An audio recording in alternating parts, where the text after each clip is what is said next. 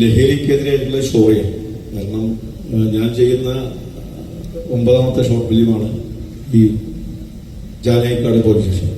അപ്പം ഇതിന്റെ കഥ എന്ന് പറയുന്നത് ഇപ്പോഴത്തെ മയക്കുമരുന്നിനെതിരായിട്ടുള്ള ചില നമ്മുടെ പ്രവർത്തനങ്ങളെ കുറിച്ചുള്ള ഒരു ഷോർട്ട് ഫിലിമാണ്. കാരണം എത്രത്തോളം നമ്മുടെ മാതാപിതാക്കൾ എത്രത്തോളം ബുദ്ധിമുട്ടുന്നുണ്ട് മനസ്സിലാക്കി കൊടുക്കുന്ന ഒരു ഷോർട്ട് ഫിലിമായിരിക്കും ജാനേക്കാട് പോലീസ് സ്റ്റേഷൻ. കാരണം ഇന്നവരെ കാണാത്ത രീതിയിലുള്ളൊരു കഥാപാത്രമാണ് ഈ പോലീസുകാരന്റെ ഒരു മകനിൽ കൂടി ഞാൻ കൊണ്ടുപോകുന്നത്. കേരള പോലീസുമായിട്ട് അസോസിയേറ്റ് ചെയ്ത് കൊണ്ടുപോകണം എന്ന് തോന്നിയതിന്റെ കാരണം എന്തായിരുന്നു? അത് എനിക്ക് കേരള പോലീസിന്റെ ഷോർട്ട് ഫിലിം തന്നെയാണ് ആദ്യം കുട്ടി യോധ എന്നൊരു ഷോർട്ട് ഫിലിം ഞാൻ ചെയ്തിരിക്കുന്നത്.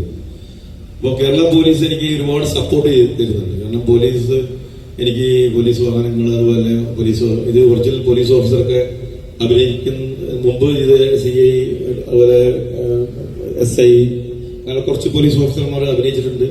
പിന്നെ നമുക്ക് ഷൂട്ടിങ്ങും എല്ലാ ഹെൽപ്പുകളും കേരള പോലീസിൽ നിന്ന് എനിക്ക് ഒരുപാട് സപ്പോർട്ട് കിട്ടിയിട്ടുണ്ട്. അതുകൊണ്ട് തന്നെയാണ് എന്നെ ഹെൽപ്പ് ചെയ്യുന്ന ആരായാലും അത് പോലീസുകാരനാകുമ്പോൾ സന്തോഷമല്ലേ ഉണ്ടാവും. അപ്പൊ അതുകൊണ്ട് കുറച്ചും കൂടി ബലവും ധൈര്യവും അവരിൽ കൂടി കിട്ടുമെന്ന പ്രതീക്ഷയോട് തന്നെയാണ് ഞാൻ കേരള പോലീസുമായിട്ട് മുന്നോട്ട് കൊണ്ടുപോകുന്നത്. അപ്പൊ അവരുമായിട്ട് പോലീസുമായിട്ട് സഹകരിച്ചു പോകുന്ന ഒരു മൂവി എന്ന നിലയ്ക്ക്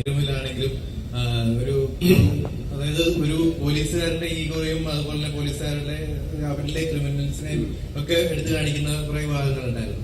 അപ്പൊ അങ്ങനെയുള്ള എന്തെങ്കിലും ഭാഗങ്ങൾ ചേഞ്ച് ചെയ്യാനോ അല്ലെങ്കിൽ കഥയിൽ മാറ്റം വരുത്താനോ അങ്ങനെ ആവശ്യപ്പെട്ടിരുന്നു?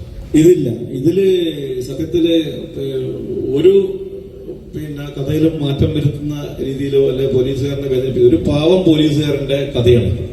ഒരു മകനെ സ്നേഹിക്കുന്ന ഒരു പാവം പോലീസുകാരൻ.